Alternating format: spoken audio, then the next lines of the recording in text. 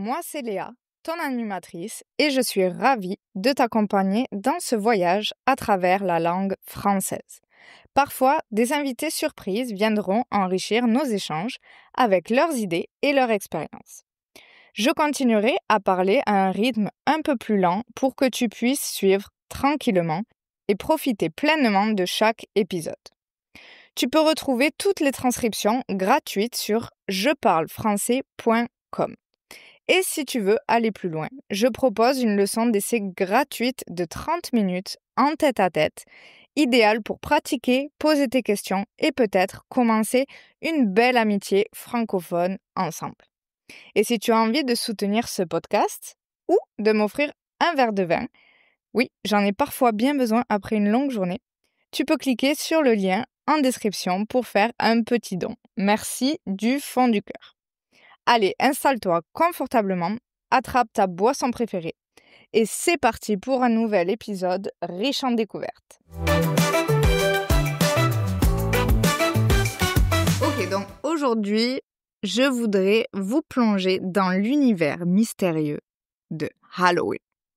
Donc nous n'avons pas en France un mot pour dire Halloween, nous utilisons le mot anglais.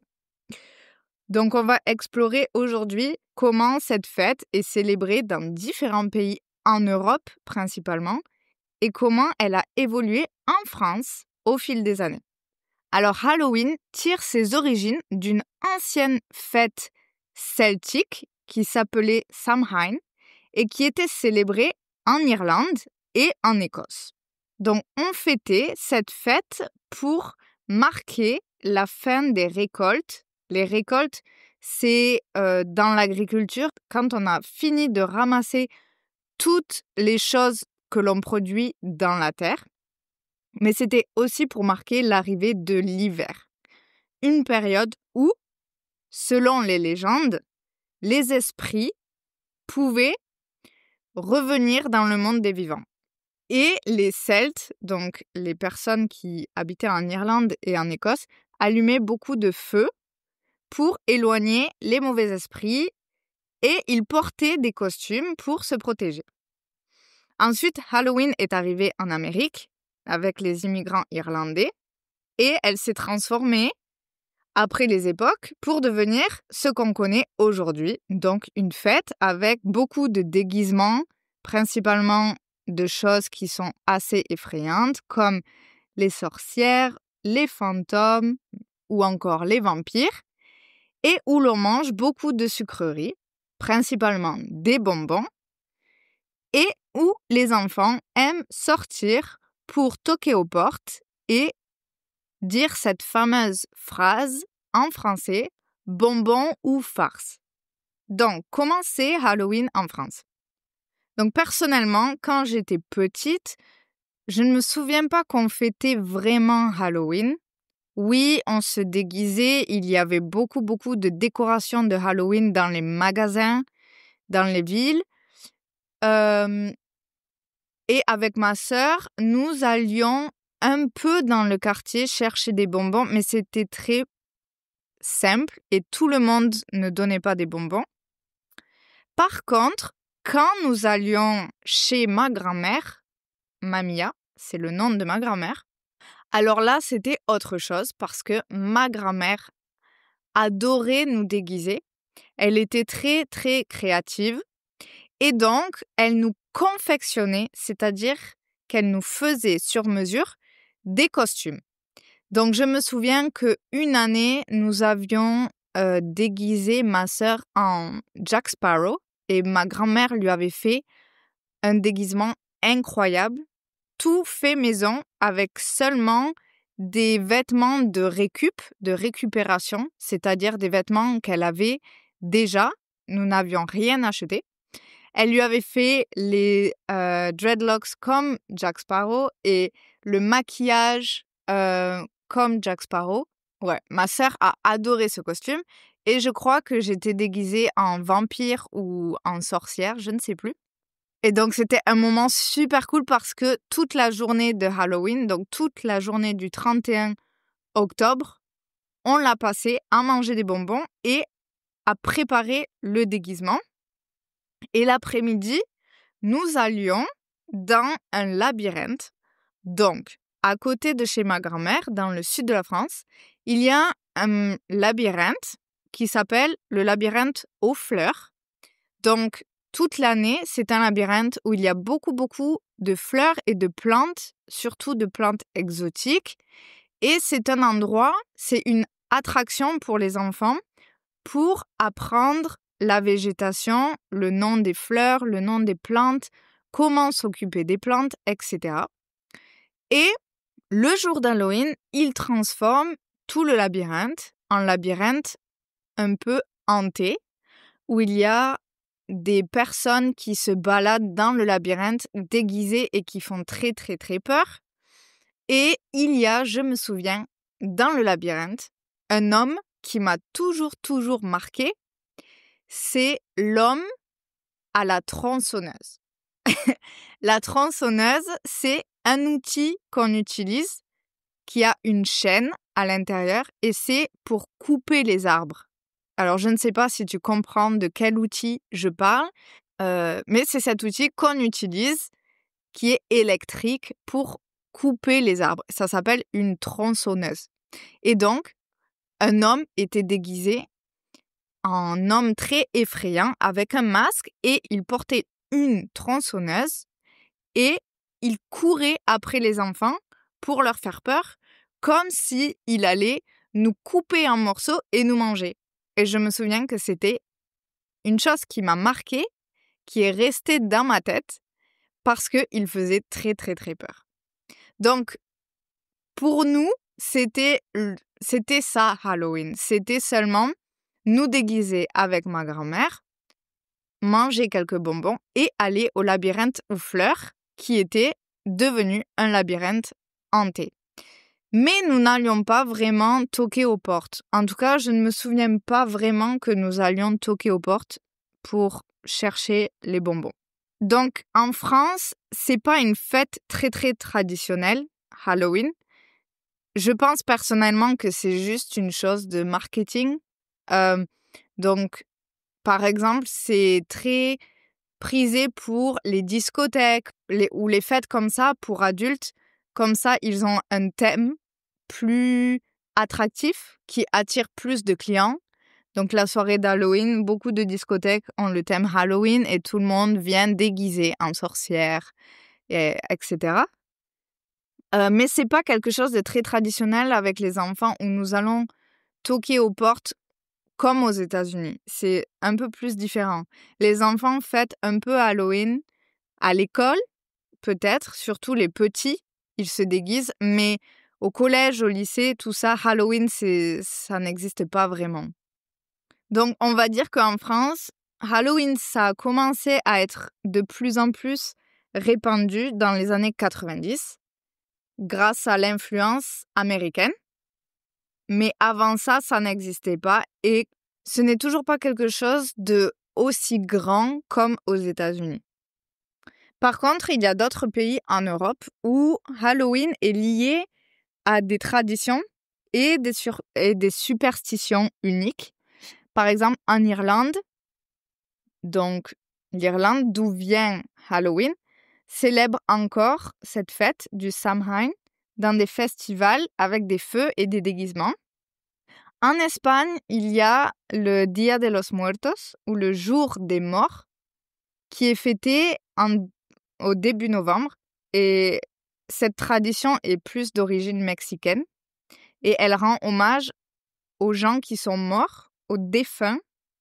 Et elle est de plus en plus célébrée dans le sud de l'Espagne. Mais tu peux voir encore que c'est une tradition qui vient de l'Amérique. Ce n'est pas vraiment une tradition espagnole. En Italie, apparemment, Halloween, c'est de plus en plus populaire, mais c'est principalement la Toussaint en Europe qu'on fête, qui est le 1er novembre, et qui reste plus importante que Halloween. Et c'est un jour pour se souvenir de la famille et des proches qui sont disparus, qui sont morts. Donc je dirais qu'en Europe, c'est plus une fête commerciale, Halloween, qui n'a pas beaucoup d'ampleur. Ok, Alors maintenant, pour vous terroriser un peu, je vais vous raconter 2 histoires effrayantes de la France. Il y en a sûrement plus, mais je vais vous raconter ces 2 qui sont un peu plus connues. Donc la première, c'est l'histoire de la Dame Blanche. Alors ça, c'est une histoire qu'on adore se raconter quand on est ado et un peu stupide et qu'on essaye de se faire peur. Personnellement, c'est une chose qui m'a traumatisée. Et donc, c'est l'histoire de la Dame Blanche et ce serait un esprit d'une femme, tout en blanc, qui hante certaines routes de France. Et elle apparaîtrait aux voyageurs qui sont perdus ou aux conducteurs qui sont un peu imprudents, qui ne font pas attention. Et il existe plusieurs récits, plusieurs histoires à travers la France qui racontent des rencontres mystérieuses avec cette femme vêtue de blanc. Certaines personnes disent même l'avoir vue sur des routes très sombres à la campagne. Donc, ne tapez pas Dame Blanche sur Internet parce que ça fait vraiment très peur. À moins que vous aimiez ça, mais personnellement, je ne taperai pas la Dame Blanche sur Internet. Mais c'est une histoire qui est très, très répandue en France, qui fait partie des histoires mystérieuses de la France. C'est la Dame Blanche. Et ensuite, une autre légende, c'est la bête du Gévaudan. Et c'est une légende française qui parle d'un mystérieux animal qui aurait terrorisé une région de France au XVIIIe siècle. Et les villageois, c'est-à-dire les personnes qui vivaient dans les villages, pensaient que c'était un loup monstrueux ou même d'un être surnaturel. Donc c'est une légende, on ne sait pas si c'est vrai, c'est ça, une légende. Et donc c'est une bête dont on ne sait pas vraiment ce que c'est. Et ça paraît être une chose qui n'est pas un animal connu, mais plutôt un monstre. Donc maintenant, je vais demander à ma petite sœur, Marie, que vous connaissez, quelle est son expérience de Halloween, si elle aime ou non, et ses souvenirs d'enfance de Halloween. Alors, Halloween représente pour moi la fête... Alors, il me semble que, par exemple, pour le déguisement, c'est juste pour pas qu'on soit reconnu par les morts qui descendent, ou je sais pas trop, c'est un truc comme ça un peu mystique. Donc voilà, est-ce que c'est important pour moi? J'aime bien, parce que j'aime bien regarder des films d'horreur, donc c'est un peu le mood, j'avoue. Et j'aime bien l'ambiance aussi, j'aime bien que les enfants ils se retrouvent pour demander des bonbons. Enfin, ça fait un peu un truc chaleureux, familial aussi, où genre tout le monde joue un peu le jeu, quand les gens jouent le jeu. Tout à l'heure, j'allais sortir et ça sonne à la porte. Et j'ouvre et je vois une petite avec sa mère qui viennent demander des bonbons. Et elles me font leur petit chant en allemand en me demandant des bonbons. Et moi, j'étais en mode... Ok, je crois que je comprends. C'est Halloween. Donc je me dis merde. Et elles étaient tellement mignonnes à faire leurs chansons que je rentre juste et je me dis il faut que je trouve un truc dans la cuisine, sauf qu'on n'a rien except du tofu. Et du coup, je me suis dit il faut que je trouve quelque chose dans cette cuisine. On n'avait rien, except des magnifiques pommes. Par contre, magnifiques. Ça, si je puis me permettre. Donc, je leur ai juste donné, mais leur réaction était tellement mignonne. La petite était genre tellement contente d'avoir une pomme et sa mère était hyper contente que je lui file une pomme. Et j'étais en mode, bon, c'est parfait. Ok, je pense que mon meilleur souvenir d'Halloween, c'était chez ma grand-mère avec ma sœur. Ma grand-mère m'avait fait un costume de Jack Sparrow, incroyable. Juste vraiment fait maison avec genre des torchons de cuisine. Elle m'avait mis des vraies perles là dans les cheveux et tout, c'était trop stylé. Elle m'avait fait des tresses, on m'avait maquillée et tout. Et je kiffais trop mon costume. Sauf qu'on est allé au jardin des 1000 fleurs là, c'était un truc chez ma grand-mère, c'était un labyrinthe. Ah ouais, le labyrinthe des 1000 fleurs ou je sais pas quoi, où ils faisaient une journée spéciale pour Halloween. Et dans ce labyrinthe, il y avait une maison hantée. Et il y avait un mec, en fait, qui sortait de la maison avec une tronçonneuse. Ah, dans le labyrinthe, il y avait un mec avec une tronçonneuse ou je sais pas quoi. Et en fait, je me suis retrouvée face à lui. Et la peur que j'ai eu, une peur. Je me suis dit, non mais là, c'est quoi ce truc-là? Quand je vois le mec, je me dis que c'est mort. Je fais demi-tour, je me souviens, je me cache sous un banc, il me semble. Et j'étais genre tellement tétanisée. Je me souviens voir les chaussures des femmes et tout. Donc, franchement, j'étais sous le banc. Et ma grand-mère qui rigolait avec ses copines, elle était avec d'autres femmes, je sais pas. Moi, je me suis sentie tellement... genre, je pensais pas au fait que les gens rigolaient de la situation, mais tellement dans la panique de où est ce mec? Que me veut-il?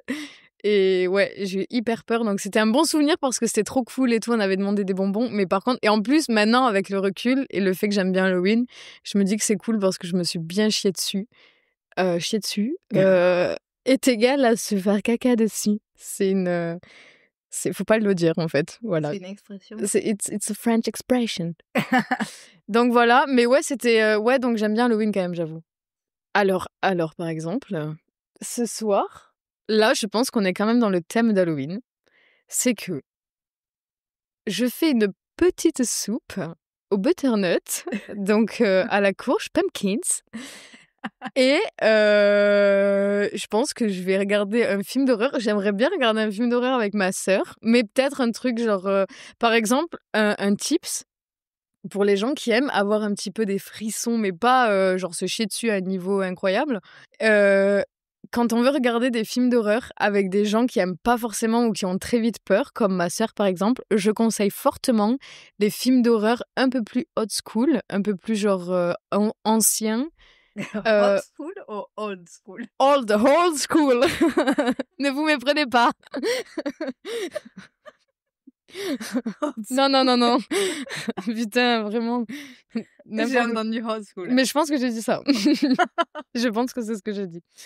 Ouais, un peu plus à l'ancienne. Genre Freddy les Griffes de la Nuit ou... je sais pas, il y a quoi comme bon film? Beetlejuice, par exemple. Ah, Beetlejuice, par exemple, c'est incroyable. C'est trop bien. Tous les films un peu plus à l'ancienne, c'est plus cool à voir, en fait, parce que il y a des effets qui sont plus anciens aussi. Maintenant, on est hyper habitué à voir des effets beaucoup plus futuristes. Donc, on capte le truc et l'ambiance est tellement agréable aussi. Voilà. Merci d'avoir écouté cet épisode jusqu'au bout. Si tu apprécies le podcast et que tu veux vraiment faire passer ton français au niveau supérieur, je serai ravie de t'accompagner personnellement. Tu peux réserver une leçon d'essai gratuite avec moi. C'est l'occasion parfaite pour pratiquer ton expression orale et poser toutes tes questions. Il te suffit de cliquer sur le lien dans la description de cet épisode ou de te rendre sur jeparlefrançais.com. J'ai hâte de faire ta connaissance et de parler avec toi en français. À très bientôt dans un prochain épisode. Ciao, ciao!